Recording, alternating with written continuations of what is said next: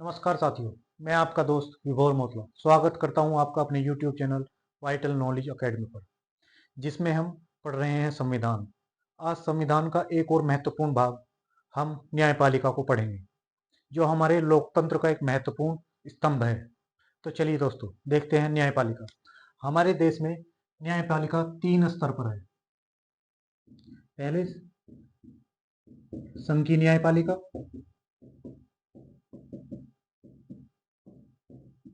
भाग 6, जो भाग 6 में दी हुई है। दूसरी राज्य की न्यायपालिका,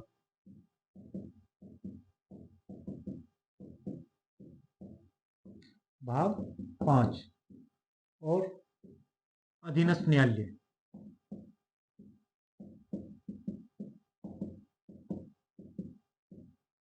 ये भी भाग 5 में दिया हुआ है। तो हमारे देश में त्रिस्तरीय न्यायपालिका है। पहली संघ की न्यायपालिका, जिसको हम सुप्रीम कोर्ट बोलते हैं।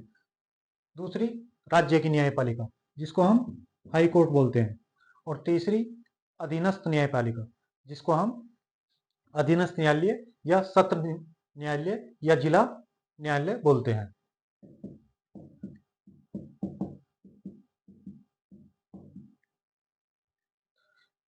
तो सुप्रीम कोर्ट, जिसे अनुच्छेद 124 से 147 तक दिया हुआ है, आज हम इसको पढ़ेंगे।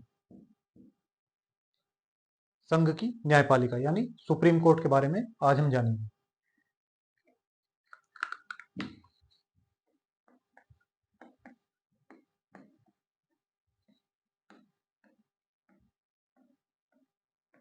दोस्तों, हमारे यहाँ पर भारत में एकीकृत न्यायपालिका है। भारत में जो न्यायपालिका है, भारत में एकीकृत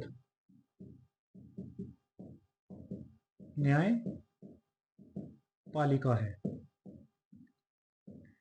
भारत में एकीकृत न्यायपालिका की स्थापना 1933 के अधिनियम द्वारा की गई। 1935 के अधिनियम द्वारा भारत में एकीकृत न्यायपालिका की व्यवस्था की गई। अगर देखें तो प्रशासनिक तौर पर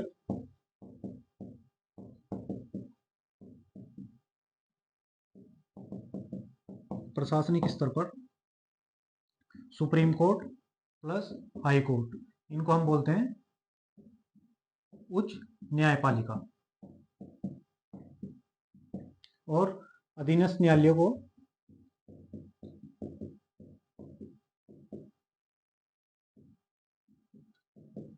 अधीनस्थ न्यायपालिका।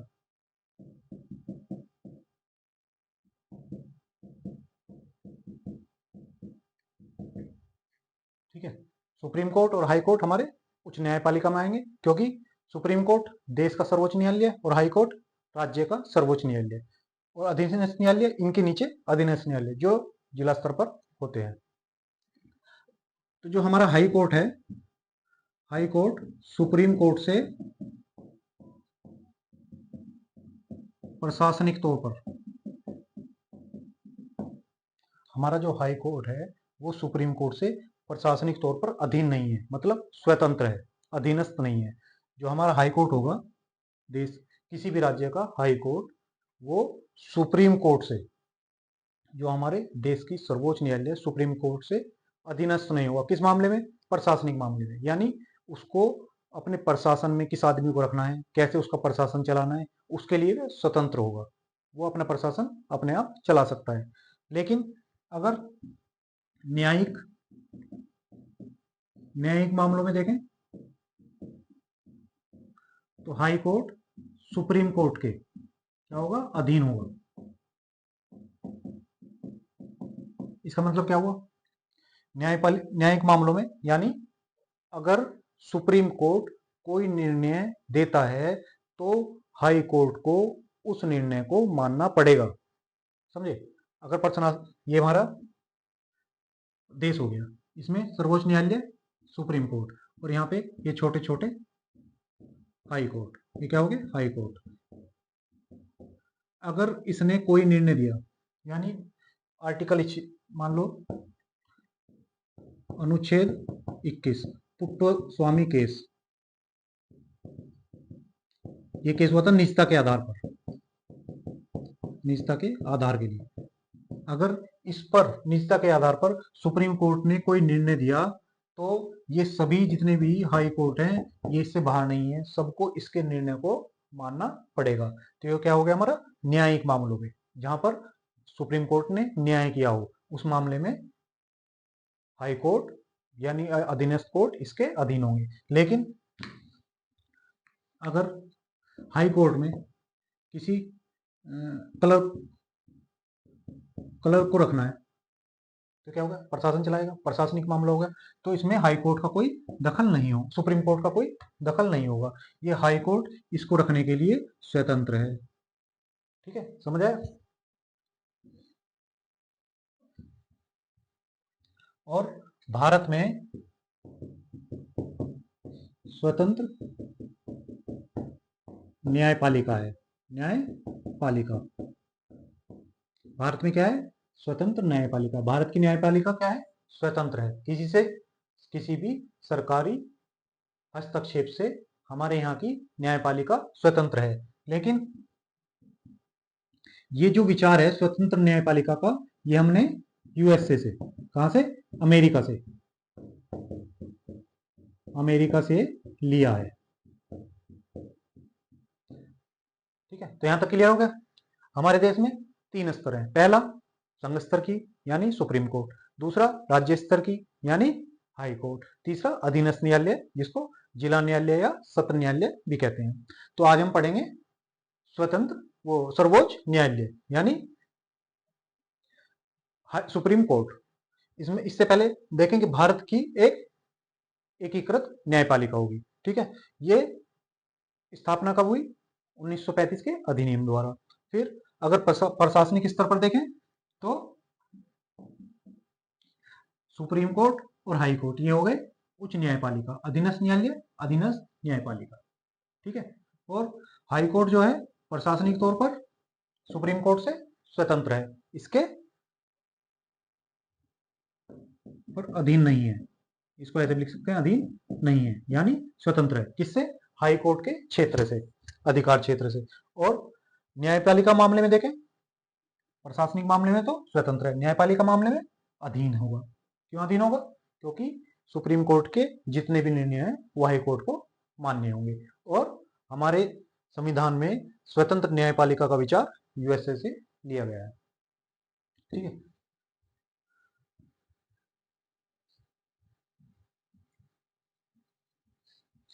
तो आगे दोस्तों देखते हैं सर्वोच्च न्यायालय। सबसे पहले देखते हैं हमारे देश में सर्वोच्च न्यायालय की स्थापना कैसे हुई।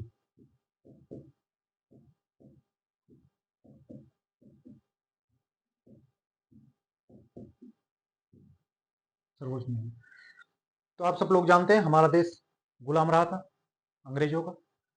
तो उस समय पे हमारे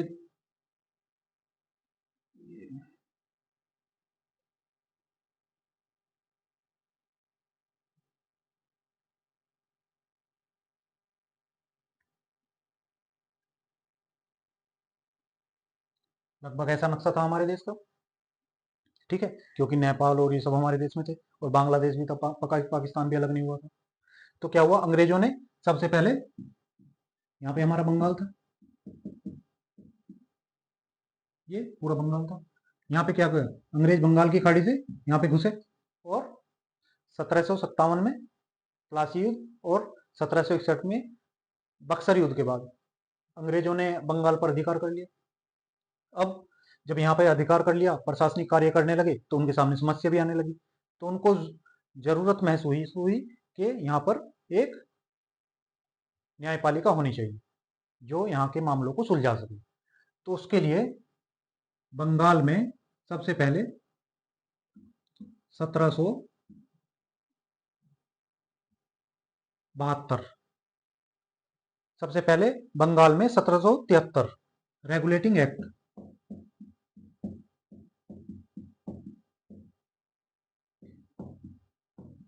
1773 का रेगुलेटिंग एक्ट लाया गया। इसके द्वारा 26 मार्च 1774 में, कब? 1774 में 26 मार्च को एक न्यायालय की स्थापना की गई। इस समय हमारे यहाँ पे जो बंगाल का गवर्नर जनरल था वो था वेरेन हेस्टिंग्स। तो इस समय बंगाल का गवर्नर जनरल वेरेन हेस्टिंग, और जो हमारा सुप्रीम कोर्ट की स्थापना हुई उसके पहले न्यायाधीश एलिजा एम्पे। ये क्या थे? हमारे पहले मुख्य न्यायाधीश सीजे, वो थे एलिजा एम्पे। उसके बाद आगे आगे अंग्रेज बढ़ते रहे और वह भारत पे कब्जा करते रहे। तो उसके बाद 1800 में ये था हमारा मद्रास प्रेसिडेंसी में 1800 में इन्होंने एक और न्यायालय की स्थापना की। और यहां पे थे हमारा बॉम्बे। तो 1823 में इन्होंने क्या की? यहां पे एक न्यायालय की स्थापना की। लेकिन इन न्यायालयों के निर्णय के खिलाफ, जो भी ये न्यायालय निर्णय करते थे, उस निर्णय के खिलाफ इंग्लैंड में बैठे, यहां पर इंग्लैंड, यहां पे थी एक प्रीवी पर्स काउंसिल। इंग्लैंड में क्या बनाया हुआ था? Privi purse council. किसने? अंग्रेजों ने। क्या अगर यहां पे कोई निर्णय देता है तो उसकी सुनवाई प्रीवी पर्स काउंसिल में की जा सकती थी। तो मतलब ये हमारा सर्वोच्च न्यायालय नहीं था। इस समय पर ये हमारा सर्वोच्च न्यायालय नहीं था। इसके क्योंकि इसके खिलाफ कहां पे, यहां से कोई केस हार गए तो यहां पे जाके सुनवाई कर ली, फिर यहां पे केस चला, तो इससे भी ऊपर कोई न्यायालय हो गया ना, प्रीवी काउंसिल इससे ऊपर हो गया, तो ये सर्वोच्च नहीं था। उसके बाद 1935 का अधिनियम आया। तो 1935 के अधिनियम द्वारा 1937 में नई दिल्ली में, कहां पे? यहां पे, यहां पे क्या है हमारा? दिल्ली। 1937 में एक सर्वोच्च न्यायालय की स्थापना की गई जो एकीकृत होगा। ठीक है, तो एकीकृत न्यायालय की स्थापना, संघीय न्यायालय की स्थापना 1937 में किसके द्वारा? 1935 के अधिनियम द्वारा, भारत शासन अधिनियम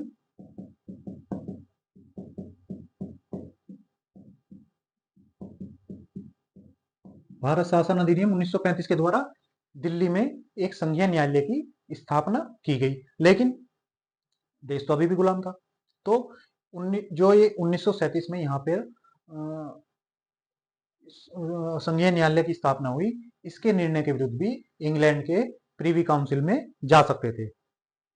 और यहाँ पर जो संघीय न्यायालय था, संघीय न्यायालय, इसके सीजे मॉरिस गेवियर, जो इसके सीजे थे, पहले सीजे मॉरिस गेवियर थे। अब क्या हुआ? उसके बाद भारत आजाद हो गया। ठीक है ना, बंटवारा हो गया भारत का।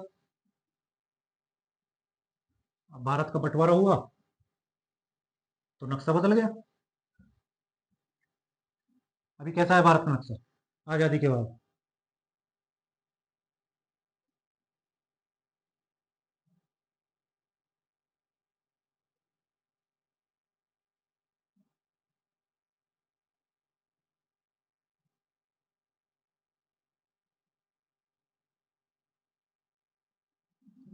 कुछ ऐसा नक्शा बन गया भारत का 1947 के बाद। भारत का ऐसा नक्शा बना।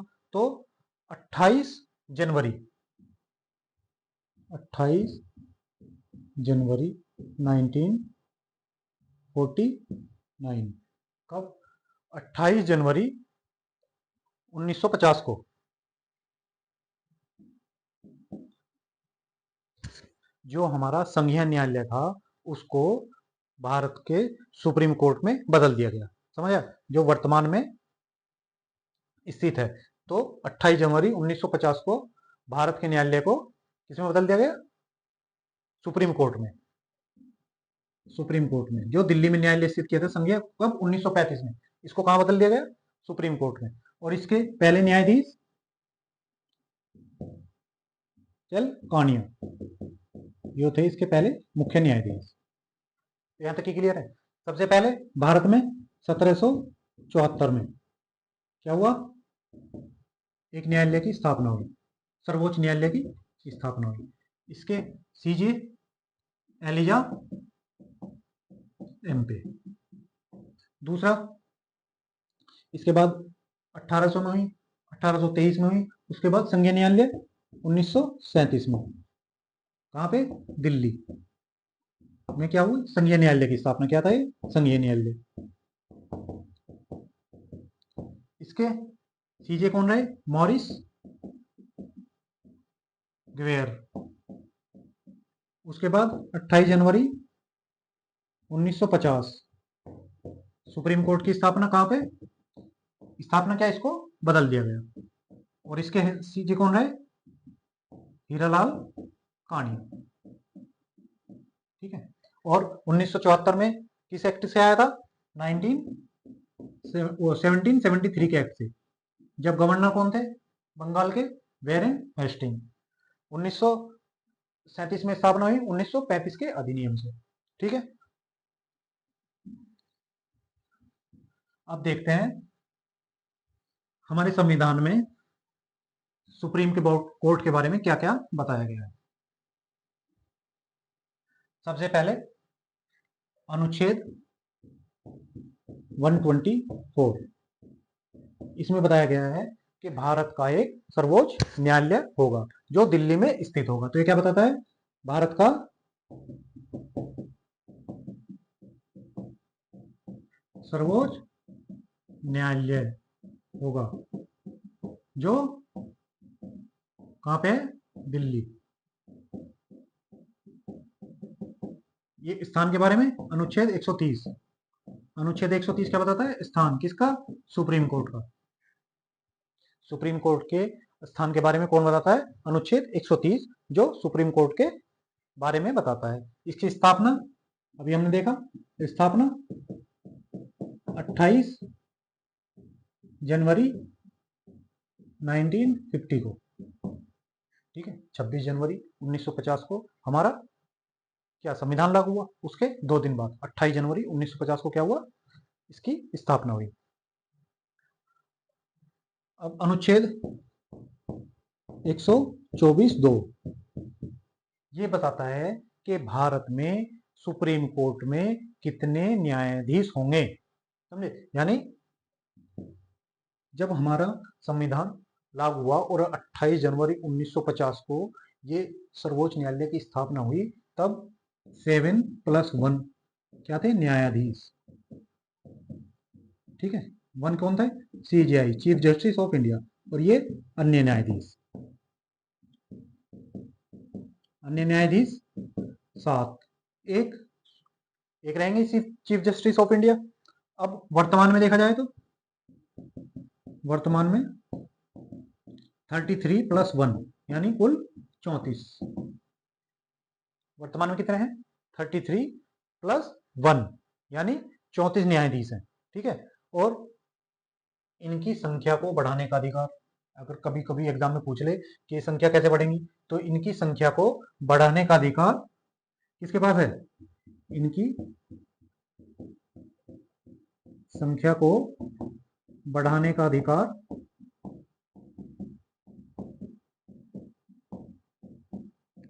संसद के पास है। किसके? संसद। यानी संसद इनकी संख्या को बढ़ा घटा सकती है। और किससे? साधारण बहुमत से। इसके लिए विशेष बहुमत की आवश्यकता नहीं है। 50%+1 के बहुमत से ही संसद सुप्रीम कोर्ट के न्यायाधीशों की संख्या बढ़ा घटा सकती है। तो यह अधिकार किसको दिया गया है? हमारे संविधान में यह अधिकार अनुच्छेद 124(2) के तहत संसद को दिया गया है, जिसमें कितने वर्तमान में कितने सदस्य हैं? वर्तमान में 34 न्यायाधीशों की संख्या 34 है, जिसमें एक मुख्य न्यायाधीश और 33 अन्य न्यायाधीश हैं। ठीक है। अगर जजों की योग्यता की बात करें कि किसको भारत में सुप्रीम कोर्ट में जज बनने का मौका मिलेगा।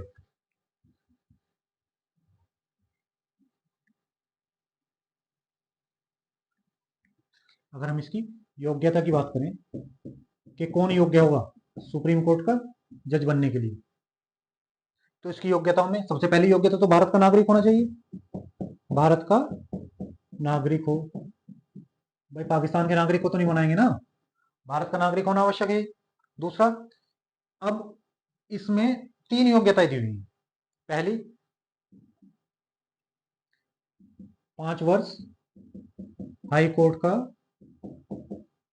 न्यायाधीश रहा हो, या तो 5 साल वो न्यायाधीश के तौर पर हाई कोर्ट में काम कर चुका हो। दूसरा, यहां पे लगाएंगे यहां, दूसरा 10 साल वकील रहा हो, कहां पे, हाई कोर्ट या सुप्रीम कोर्ट में, दोनों में से भी कहीं पर भी उसने वकालत की हो। कितने साल, 10 साल, या तो सुप्रीम कोर्ट में वकील रहा हो या हाई कोर्ट में। कितने साल, 10 साल। जज कहां पे रहो, सिर्फ हाई कोर्ट में, ठीक है ना। और तीसरा, राष्ट्रपति की नजर में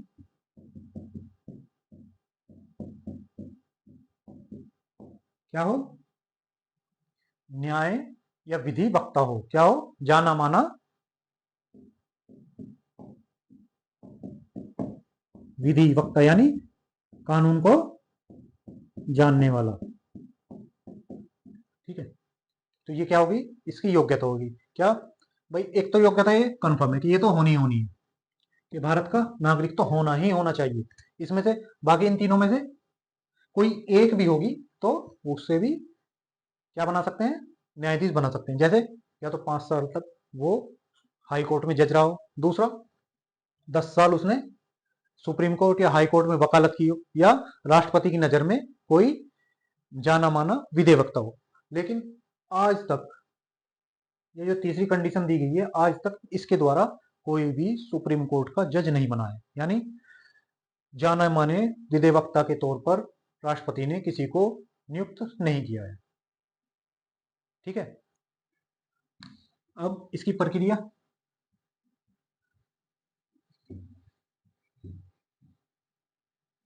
तो राष्ट्रपति कैसे नियुक्त करेगा, इसकी नियुक्ति नियुक्ति देखे तो अगर इसकी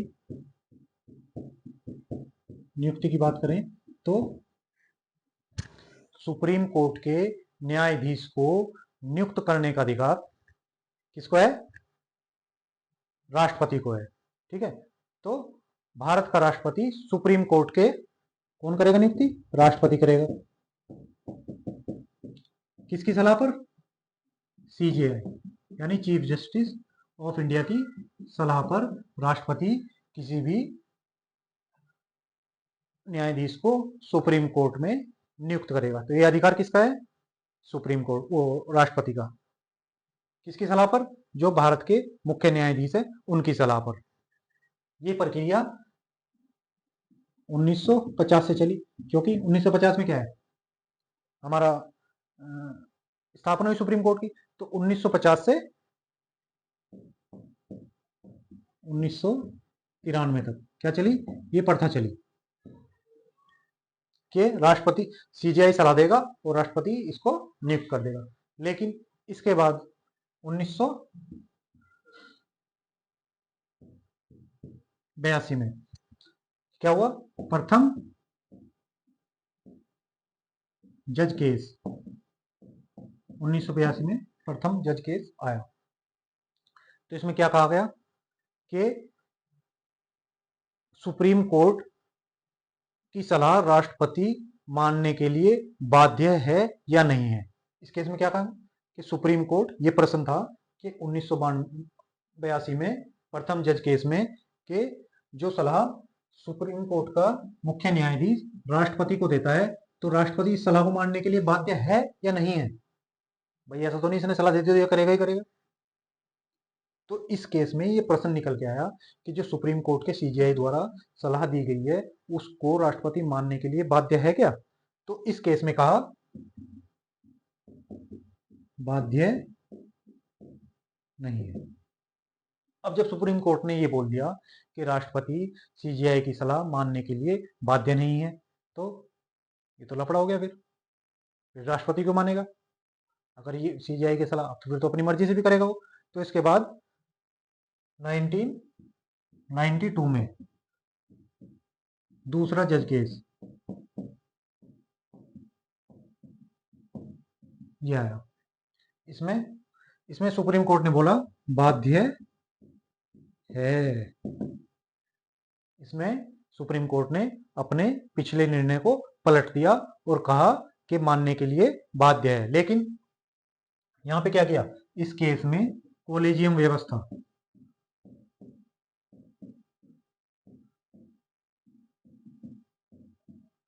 कोलेजियम व्यवस्था की शुरुआत की गई। कोलेजियम व्यवस्था क्या होती है? कि कोलेजियम व्यवस्था होती है कि किसी भी जज को नियुक्त करने से पहले एक पैनल बना दिया गया जो सलाह देगा किसको? राष्ट्रपति को। ये था, एक तो सीजीआई हो गया प्लस 2 अन्य न्यायाधीश।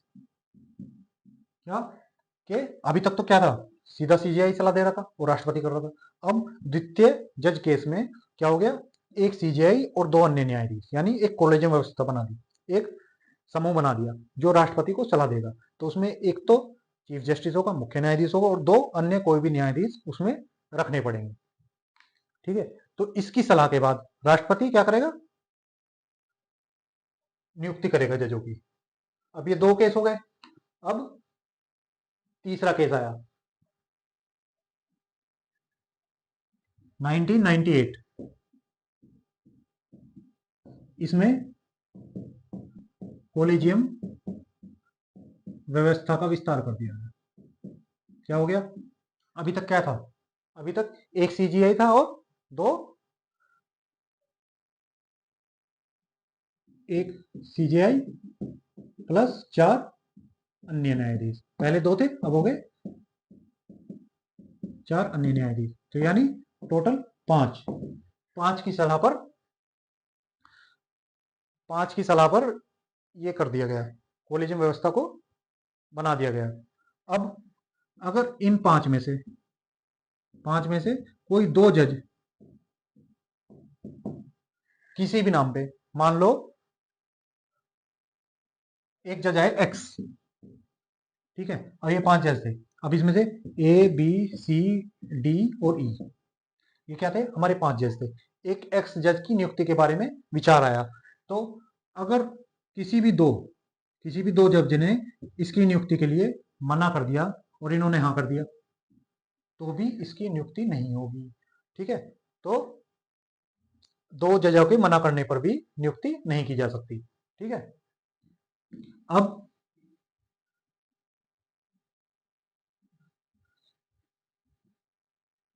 ये विवाद आगे बढ़ा। फिर अटल बिहारी जी की सरकार आ गई। उन्होंने सुझाव दिया कि देश में एनजेएसी होना चाहिए, नेशनल जुडिशरी अपॉइंटमेंट काउंसिल होना चाहिए। तो यानी राष्ट्रीय न्यायिक नियुक्ति आयोग क्या होना चाहिए? राष्ट्रीय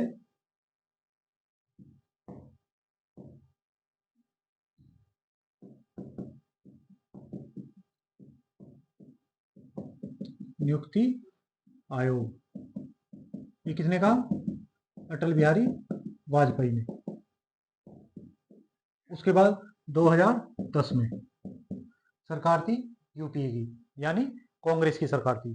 तो ये 2012 में 120वां संशोधन विधेयक लेके आए। क्या लाए? संशोधन विधेयक। क्या करने के लिए? कि राष्ट्रीय न्यायिक आयोग की स्थापना करेंगे, एक कानून पास करेंगे। किसके लिए? राष्ट्रीय न्यायिक नियुक्ति आयोग के लिए। लेकिन क्या हुआ? सरकार कमजोर थी, विधेयक नहीं ला पाई, लोकसभा भंग हो गई। इसमें क्या हो गया? लोकसभा भंग। फिर हमारे मोदी जी की सरकार आई 2015 में। इन्होंने 99वां संविधान संशोधन कर दिया। किसमें? संविधान में। कब? 2015 में 99वां संविधान संशोधन किया और एक राष्ट्रीय न्यायिक नियुक्ति आयोग का गठन किया। ठीक है, अब इसमें 3 संविधान संशोधन किए गए जो थे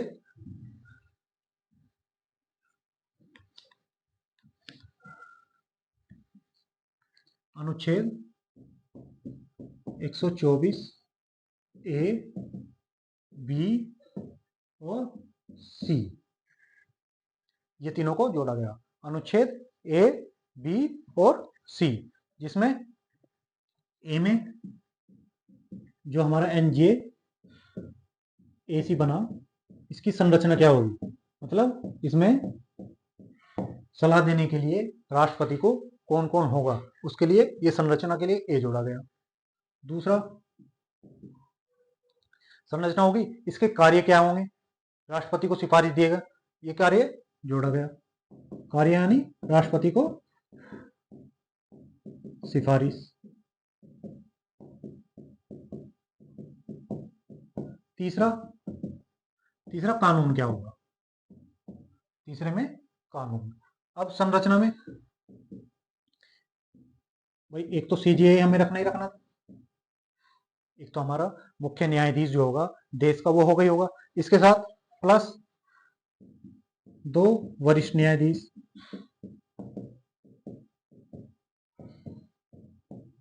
प्लस 1 कानून मंत्री, प्लस 2 विधि वक्ता। किसकी नजर में इनकी नियुक्ति कौन करेगा, राष्ट्रपति द्वारा नियुक्त। ठीक है, ये हो गए, तो ये हो गई हमारी संरचना। अब क्या हुआ, इसके विरुद्ध सुप्रीम कोर्ट चला गया कि आप हमारी नियुक्ति कैसे कर सकते हो, हम अपनी नियुक्ति खुद करेंगे। ठीक है, तो इसके लिए एक केस हुआ, वो उसको बोलते हैं चतुर्थ न्यायाधीश विवाद। क्या बोलते हैं उसको, चतुर्थ न्यायाधीश विवाद, जो 2015 में हुआ। तो क्या हुआ, चतुर्थ न्यायाधीश विवाद 2015। अब इसमें क्या हुआ, इसमें सुप्रीम कोर्ट ने कहा कि हमारा सीजेआई भी ठीक है। पहला क्या था, सीजेआई, 2 वरिष्ठ न्यायाधीश भी ठीक है, 2 विधिवक्ता को भी मान लेते हैं कि चलो ये भी रहेंगे, लेकिन एक जो कानून मंत्री है इस पर सारा विवाद हो गया। ये नहीं हो सकता, क्यों, क्योंकि हमारा अनुच्छेद 50 ये बोलता है कि न्यायपालिका और कार्यपालिका यानी सरकार और न्याय जजों की बीच में क्या होगा, पृथक्करण का सिद्धांत होगा। तो इसके द्वारा क्या है, सरकार की एंट्री हो गई कानून मंत्री के द्वारा। कानून मंत्री कौन होता है, सरकार का आदमी होता है, तो सरकार ही है कानून मंत्री। इसकी एंट्री कहाँ होगी, जज की नियुक्ति में। तो पृथक्करण तो नहीं हो गया, ये हमारी सरकार होगी और ये न्यायपालिका होगी। अब इसमें कौन नियुक्त होगा, ये कौन डिसाइड करने लगी, कानून मंत्री। तो इस आधार पर इसको सुप्रीम कोर्ट ने अवैध घोषित कर दिया। किसको, जो हमारा राष्ट्रीय न्यायिक आयोग बना था उसको, और कॉलेजियम व्यवस्था को लागू कर दिया। तब से हमारे देश में कॉलेजियम व्यवस्था चल रही है। ठीक है, और सीजीआई का सिद्धांत, जो हमारे यहाँ सीजीआई की नियुक्ति ये कैसे होती है, तो वरिष्ठता के आधार पर, वरिष्ठता के आधार पर, मतलब वरिष्ठता के आधार पर कैसे, वरिष्ठता उम्र में नहीं, कोई जैसे हमारी 65 साल उम्र है तो यही बनेगा, नहीं, किसने काम किया है। मान लिया किसी ने 10 साल काम किया है सुप्रीम कोर्ट में एज ए जज, किसी ने 9 साल किया है, किसी ने 12 साल किया है, इसकी उम्र 60 साल है, इसकी 63 साल है और इसकी 55 साल है। तो कौन बनेगा, वरिष्ठता के आधार पर तो उम्र में तो ये है, लेकिन बनेगा कौन, 55। क्यों, क्योंकि इसने 12 साल काम किया है। तो वरिष्ठता कैसे डिसाइड होगी, कार्यकाल की उम्र से, ना कि उसकी खुद की उम्र से। तो वरिष्ठता के आधार पर कौन बनता है, हमारे यहाँ सीजीआई नियुक्त होता है। कई बार इसका उल्लंघन भी हुआ है। इंदिरा गांधी ने भी 1973 में इसका उल्लंघन किया, फिर 1977 में उल्लंघन किया। और एक बात और ध्यान रखना, आज तक भारत में कोई भी सीजीआई महिला नहीं रही, यानी